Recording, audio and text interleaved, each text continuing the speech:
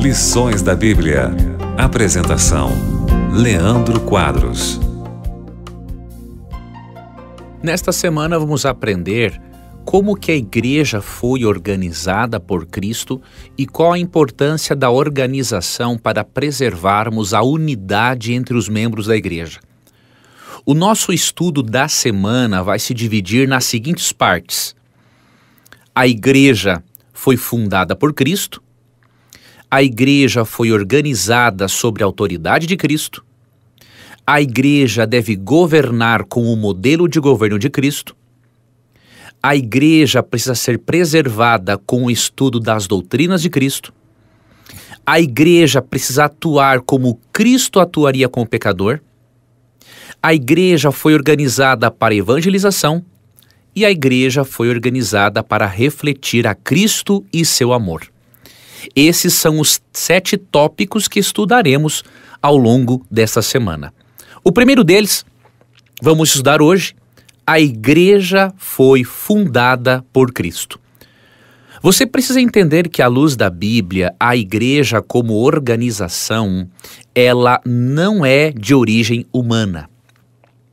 Mesmo que ao longo dos séculos os seres humanos tenham se aproveitado indevidamente da igreja organizada, como por exemplo no período medieval, a igreja organizada dentro dos moldes de Deus é algo da mente do próprio Deus.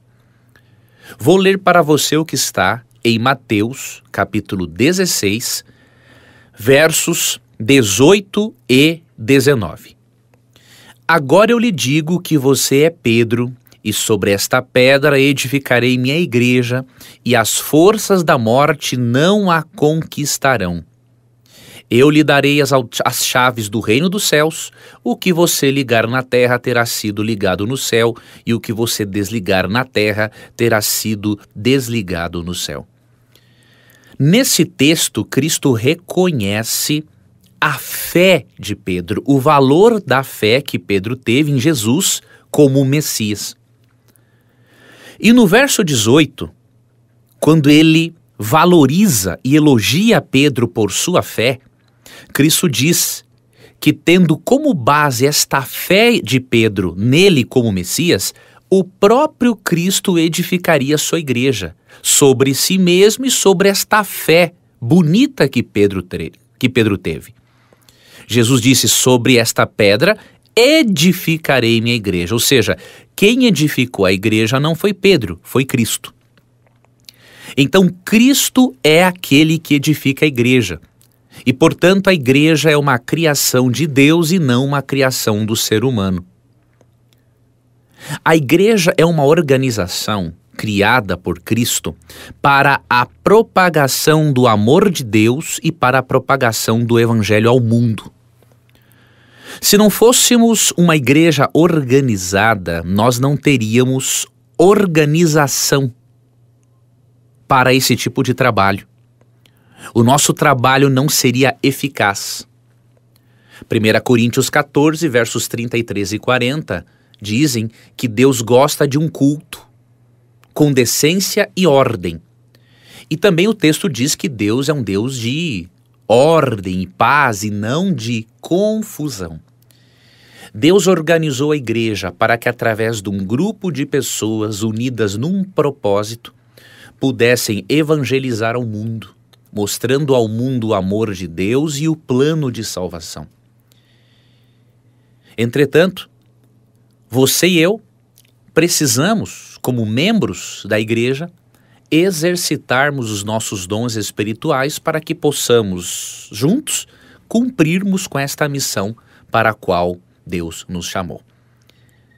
A princípio, precisamos entender que a igreja foi fundada por Cristo. Ele teve como base, sim, também a fé de Pedro quando ele confessa Cristo como Salvador. Ele dá autoridade a Pedro e aos demais discípulos, de acordo com Mateus 18, 18 a 20, de ligar ou desligar em pessoas do céu através da mensagem do Evangelho, ou seja, de forma indireta. Os discípulos de Cristo legariam pessoas aos céus se as pessoas aceitassem o evangelho, mas a igreja também deve refletir, além de levar evangelismo para as pessoas, além de evangelizar as pessoas, a igreja deve refletir de uma forma organizada o amor de Deus para que mais pessoas conheçam o plano de salvação e façam parte das fileiras de Cristo. Então, o primeiro estudo de hoje, da semana, nos mostra que Cristo é o fundador da igreja e não um ser humano. Amanhã daremos sequência ao nosso estudo e eu espero contar com a sua companhia.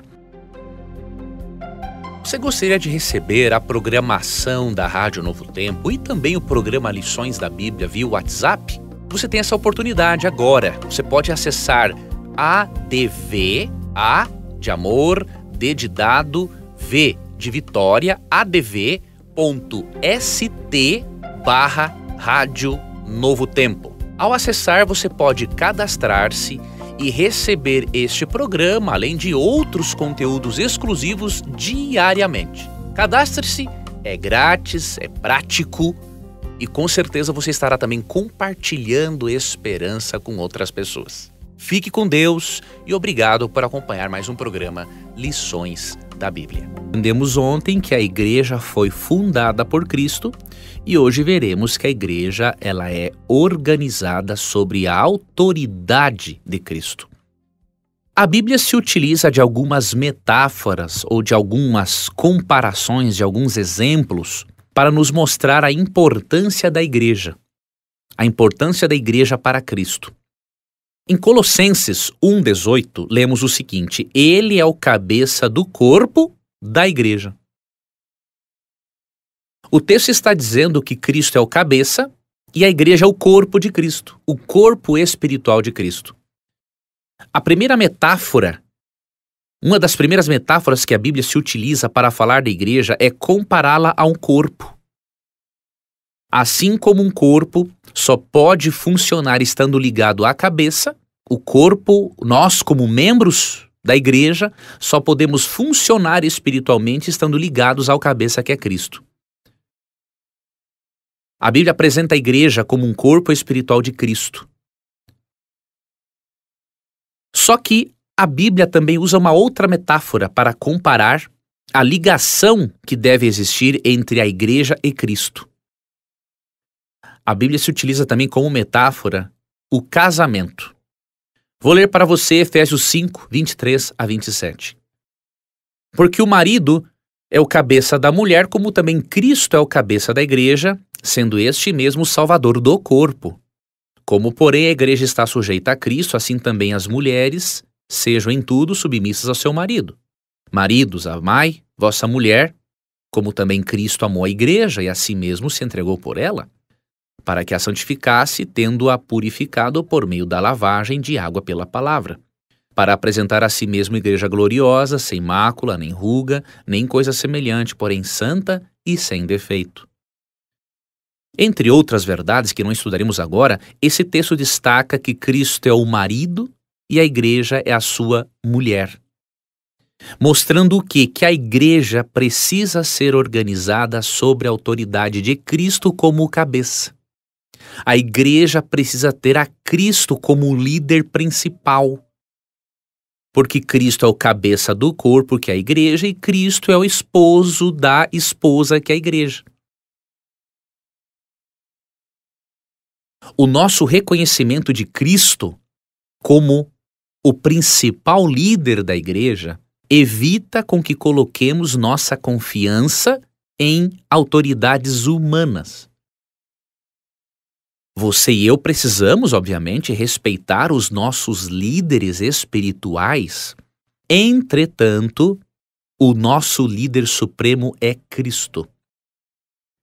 Cristo e sua palavra dão identidade e significado à nossa fé como cristãos. Cristo e sua palavra devem ser a base para a organização de uma igreja, e não aquilo que as pessoas pensam que tem que ser. Se Cristo for o líder supremo, a igreja se desenvolverá, crescerá em harmonia, será ricamente abençoada, porque ideias divinas e conselhos divinos farão parte da administração da igreja, e não simplesmente ideias humanas. Então, além de a igreja ser fundada por Cristo, a igreja precisa ser organizada sobre a autoridade de Cristo, tendo a Cristo como o cabeça, como o líder principal. E, portanto, todas as decisões tomadas por um corpo administrativo, por uma comissão, devem refletir a vontade de Cristo e de sua palavra. Obrigado por acompanhar o Lições da Bíblia, um abraço e até amanhã. De acordo com a Bíblia, a igreja também precisa ser governada, ou precisa governar com o modelo de governo de Cristo. Como é o modelo de governo de Cristo? O modelo de governo de Cristo é muito diferente do modelo de governo do nosso mundo. Na época de Cristo, os apóstolos desejavam muito dominarem e terem supremacia uns em relação aos outros. Por exemplo, em Lucas 22, 24, o texto diz assim: suscitaram também entre si uma discussão sobre qual deles parecia ser o maior. Eles discutiam constantemente sobre qual deles seria o maior. Quem se assentaria à sua direita, quem se assentaria à sua esquerda. E Cristo, amigo ouvinte, em Mateus 20, 25 a 28, nos mostra, e mostra para os seus apóstolos, que o modelo de governo dele nada tinha a ver com o modelo de governo romano e que existe até aos dias de hoje.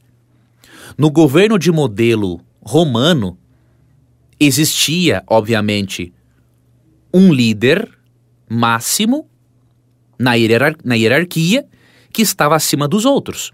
E aqueles que estavam abaixo deveriam se submeter às suas decisões. Na hierarquia de Cristo é totalmente diferente. E a igreja hoje, para ser abençoada e próspera, precisa governar e liderar, na verdade, os membros da igreja, seguindo o modelo de liderança de Cristo. Se seguir o modelo de liderança do mundo, a igreja vai fracassar. E qual é o modelo de liderança de Cristo? Vamos ler Mateus, capítulo 20, versos 25 até o 28. Então Jesus os reuniu e disse: vocês sabem que os governantes deste mundo têm poder sobre o povo e que os oficiais exercem sua autoridade sobre os súditos. Entre vocês, porém, será diferente. Quem quiser ser o líder entre vocês, que seja servo. E quem quiser ser o primeiro entre vocês, que se torne escravo. Pois nem mesmo o Filho do Homem veio para ser servido, mas para servir e dar sua vida em resgate por muitos. Veja que o modelo de liderança de Cristo, amigo ouvinte, que deve fazer parte do modelo de liderança da igreja hoje, é totalmente diferente do modelo de liderança do mundo. Jesus rejeitou claramente qualquer modelo de autoridade em que o líder se coloque acima dos seus liderados. Ele disse que entre nós não deve ser assim. Pelo contrário, assim como Cristo não veio para ser servido, mesmo sendo Deus, mas veio servir e dar a sua vida em resgate por muitos, ele disse que o verdadeiro líder, o líder cristão, ele precisa ser líder não para ser servido, mas acima de tudo para servir. Se ele quiser parecer-se com Cristo, ele precisa servir ao invés de ser servido.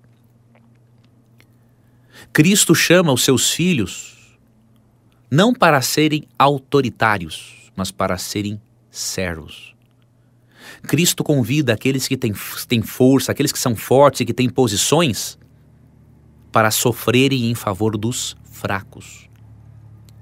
Portanto, a ideia mundana de que o líder deve ser, acima de tudo, servido, ela não combina com os padrões de Cristo. Cristo quer que, na igreja, você e eu aprendamos a servir. Quanto maior a responsabilidade de um líder em assumir uma função, maior é a sua responsabilidade de representar o bom caráter de Jesus Cristo. E, portanto, a igreja, se quiser ser próspera, precisa governar ou liderar com o modelo de liderança de Jesus Cristo.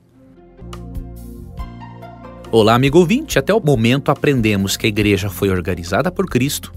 Aprendemos que a igreja precisa ser organizada sobre a autoridade de Cristo. Aprendemos que a igreja precisa liderar com o modelo de liderança de Cristo. E agora vamos aprender que a igreja precisa ser preservada com o estudo das doutrinas de Cristo. É muito importante que a igreja, para sobreviver em meio a um mundo pecaminoso e em meio a muitos falsos profetas, é fundamental que a igreja priorize o estudo da Bíblia. Vamos ler alguns textos bíblicos. O primeiro deles, 2 Timóteo capítulo 2, verso 15. Procura apresentar-te a Deus aprovado como obreiro que não tem de que se envergonhar, que maneja bem a palavra da verdade. Nesse texto, o apóstolo Paulo aconselha ao jovem pregador Timóteo a apresentar-se a Deus aprovado como um obreiro que não tem do que se envergonhar e que maneja bem a Bíblia, para saber ensinar, responder às pessoas quando pedirem razão da nossa fé.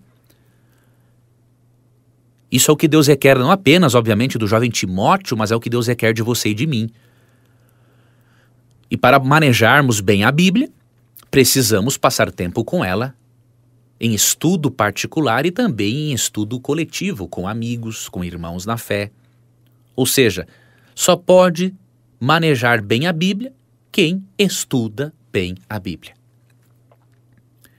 E é fundamental isso, porque o próprio Paulo disse a Tito, no capítulo 1, verso 9, o seguinte: apegado à palavra fiel, que é segundo a doutrina, de modo que tenha poder tanto para exortar pelo reto ensino, como para convencer os que o contradizem.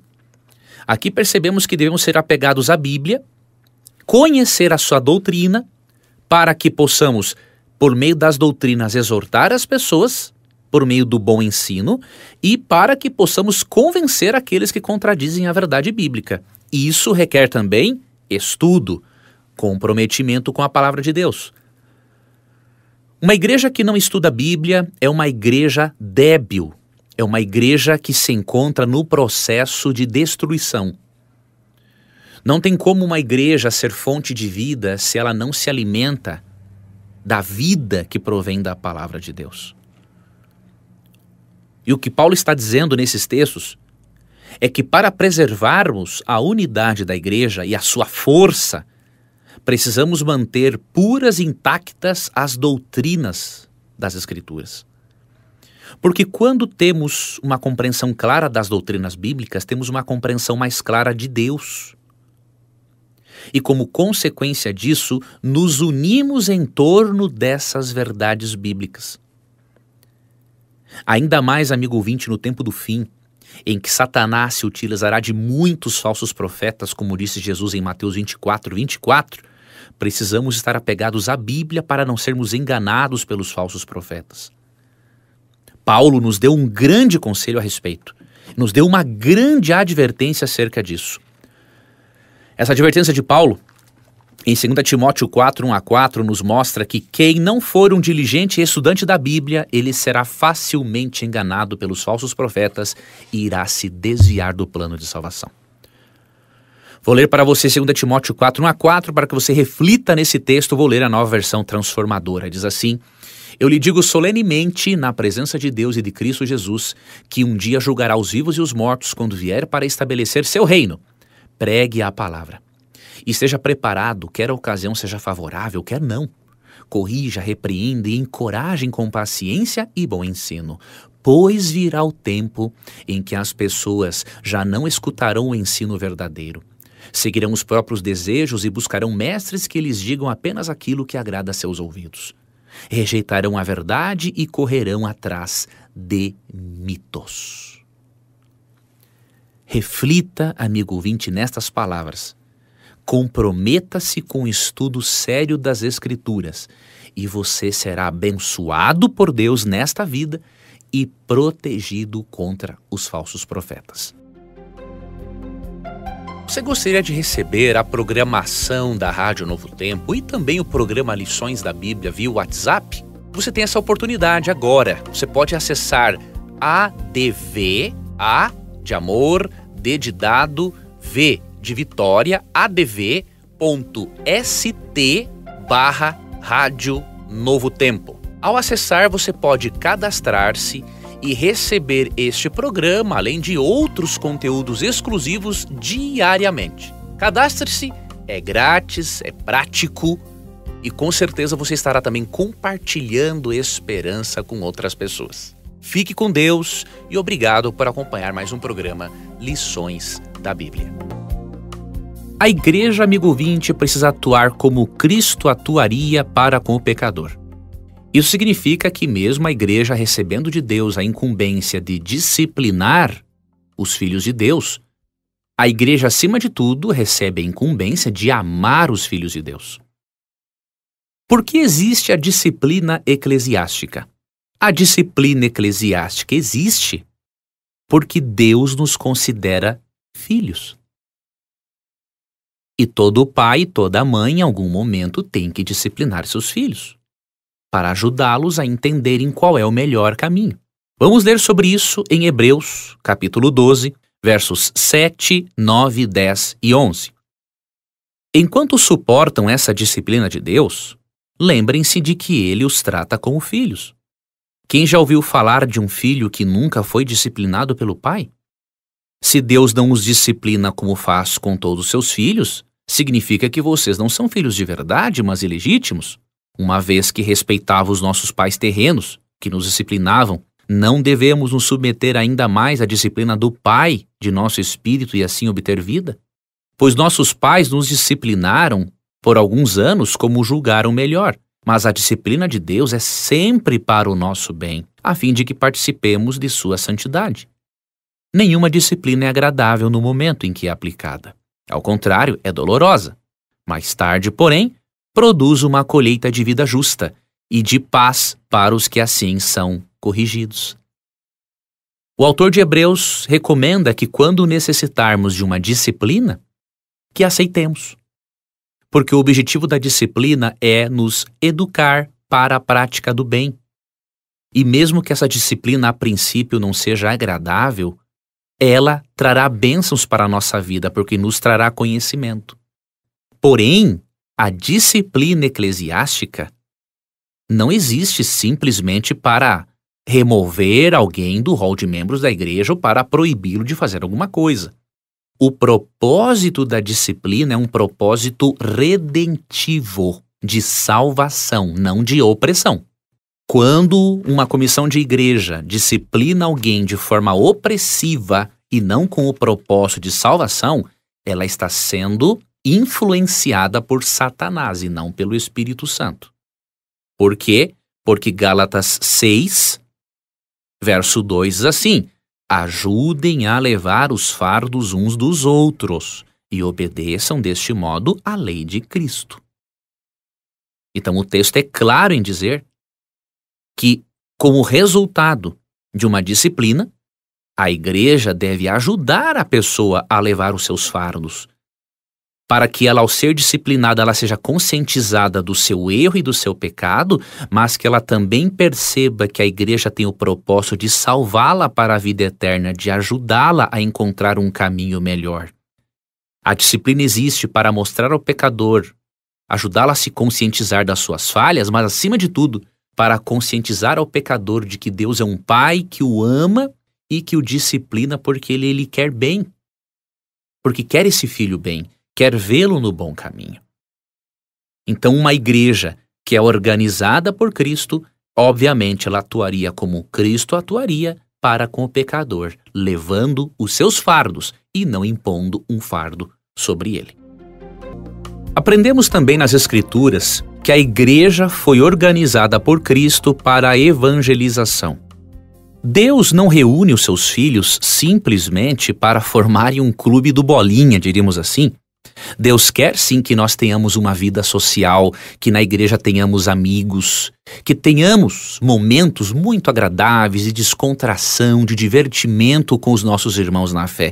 Mas a igreja também tem uma outra missão que é muito importante: compartilhar com o mundo as verdades que transformaram a nossa vida. E Cristo deixou a você e a mim uma missão. E esta missão se encontra resumida em Mateus 28, 18 a 20. Vou ler para você o que está em Mateus capítulo 28, dos versos 18 ao 20. Vou ler aqui na Nova Versão Transformadora, que diz o seguinte: Jesus se aproximou deles e disse: Toda autoridade no céu e na terra me foi dada. Portanto, vão e façam discípulos de todas as nações, batizando-os em nome do Pai, do Filho e do Espírito Santo. Ensinem esses novos discípulos a obedecerem a todas as ordens que eu lhes dei. E lembrem-se disto: estou com vocês até o fim dos tempos.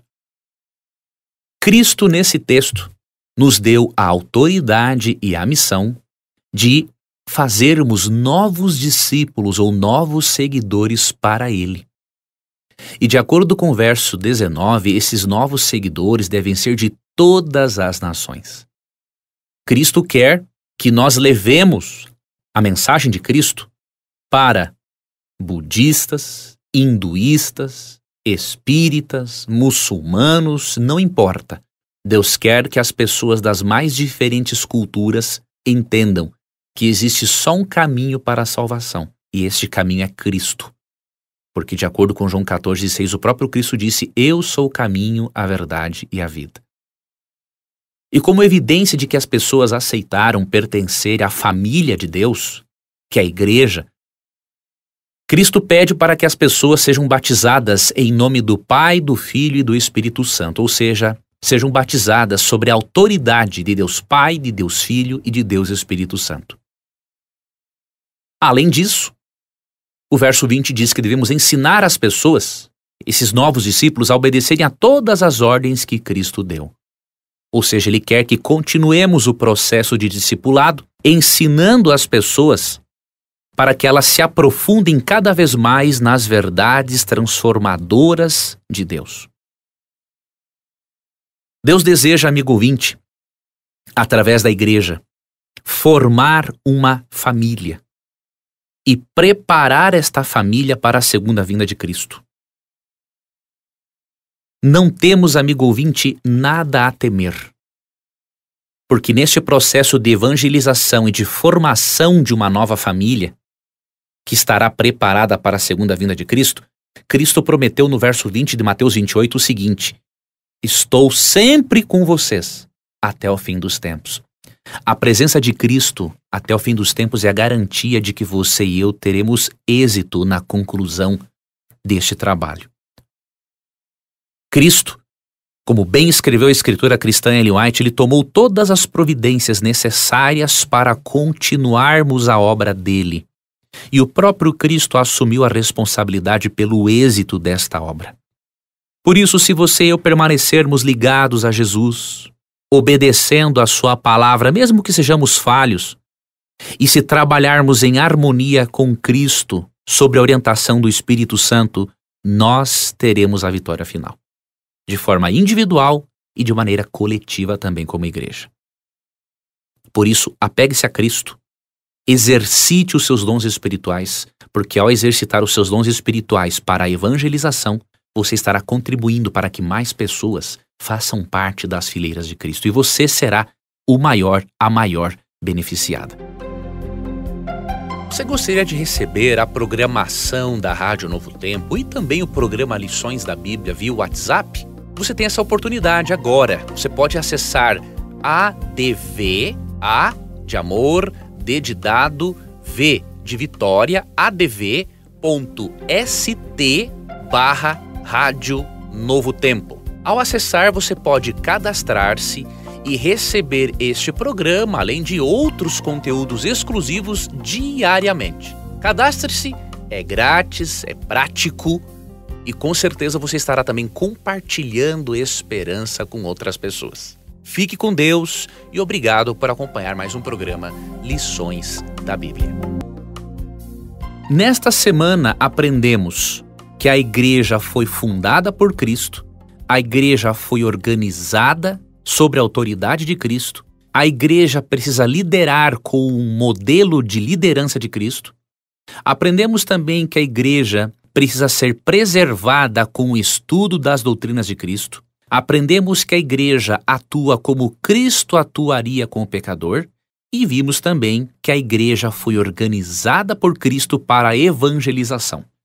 Hoje veremos que a igreja foi organizada por Cristo para refletir o seu amor. Eu gostaria que você me acompanhasse na leitura de João, capítulo 13, verso 35.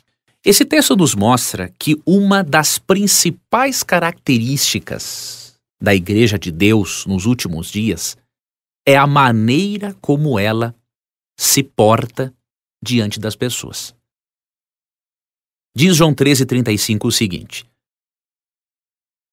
seu amor uns pelos outros provará ao mundo que são meus discípulos. Cristo está dizendo nesse texto que o amor que tivermos de uns para com os outros, entre nós irmãos na fé, vai provar ao mundo que nós somos realmente discípulos de Cristo. Isso quer dizer que quando não amamos, não estamos provando que somos realmente discípulos de Cristo. Quando tratamos nossos irmãos na fé, nosso cônjuge ou filhos com palavras ásperas, duras, impacientes, não estamos provando que somos discípulos de Cristo. Pois, de acordo com o próprio Jesus, é o nosso amor de uns para com os outros que prova ao mundo que somos seus discípulos. E não pode ser diferente porque Cristo muito amou. Tanto que o seu novo mandamento é que vos ameis uns aos outros, assim como eu vos amei, ali em João 13:34. Para você saber, amigo ouvinte, se você está sendo um verdadeiro ou um falso cristão, você primeiramente precisa fazer uma autoanálise e ver se você está amando como Cristo. Se você está amando como Cristo, não estou dizendo igual a Cristo, porque nós não somos deuses. Não somos divinos humanos. Mas se você está amando segundo o modelo de Cristo, está desenvolvendo a sua habilidade de amar, pode ter certeza que você está evidenciando ser um verdadeiro seguidor de Cristo. E que você em sua igreja está sim refletindo o amor de Jesus para o mundo. Agora, nós demonstramos que somos discípulos de Cristo não apenas quando amamos como Cristo amava. Nós também demonstramos que somos discípulos de Cristo se estamos dispostos a obedecer a Deus como Cristo estava disposto. Encontramos isso em Apocalipse, capítulo 14, verso 12, que diz: isso significa que o povo santo deve ser perseverante, obedecendo aos mandamentos de Deus e permanecendo fiel a Jesus. Aqui em Apocalipse 14:12, na nova versão transformadora, percebemos que o povo santo dos últimos dias é caracterizado por sua perseverança diante da perseguição, por sua obediência aos mandamentos de Deus e por sua permanência ao lado de Jesus, por sua fidelidade a Cristo. Então nós nos caracterizamos como uma igreja verdadeira quando amamos como Cristo amava e quando obedecemos como Cristo obedecia. Óbvio que a sua e a minha obediência não é igual à de Cristo, porque de acordo com Hebreus 7, 25 e 26, João 8, 46, Hebreus 4, 14 a 16, Cristo nunca pecou, Cristo nunca desobedeceu à lei de Deus. Agora você e eu somos pecadores. Entretanto, mesmo sendo pecadores, o Espírito Santo pode nos ajudar a sermos obedientes, mesmo que falhemos. Mesmo que não consigamos obedecer a Deus em 100% do tempo como Jesus o fazia, nós recebemos o perdão pelos nossos pecados e podemos continuar crescendo. E esta continuidade na nossa caminhada cristã é este desenvolvimento que Deus valoriza muito e considera uma obediência perfeita. quando você não deixa de crescer e se dispõe a melhorar, Deus transfere a justiça de Cristo para você. Não são as suas obras e a sua obediência que conquistam a Deus. De acordo com Romanos 5,19, é só a obediência de Cristo. Mas o Espírito Santo, atuando na sua vida, lhe ensinando a amar como Jesus amava, ele também vai lhe ensinar a ser mais obediente. E isso vai se expressar, vai se desenvolver ao longo da sua vida. Avalie bem esses textos, amigo ouvinte, e veja se na sua igreja você é ensinado a amar as pessoas, se você é ensinado a obedecer aos mandamentos de Deus. Avalie isso como um todo, porque o Espírito Santo está lhe ensinando verdades importantes. Você gostaria de receber a programação da Rádio Novo Tempo e também o programa Lições da Bíblia via WhatsApp? Você tem essa oportunidade agora. Você pode acessar ADV, A de amor, D de dado, V de Vitória, adv.st/Rádio Novo Tempo. Ao acessar, você pode cadastrar-se e receber este programa, além de outros conteúdos exclusivos diariamente. Cadastre-se, é grátis, é prático e com certeza você estará também compartilhando esperança com outras pessoas. Fique com Deus e obrigado por acompanhar mais um programa Lições da Bíblia. Você ouviu Lições da Bíblia. Apresentação: Leandro Quadros.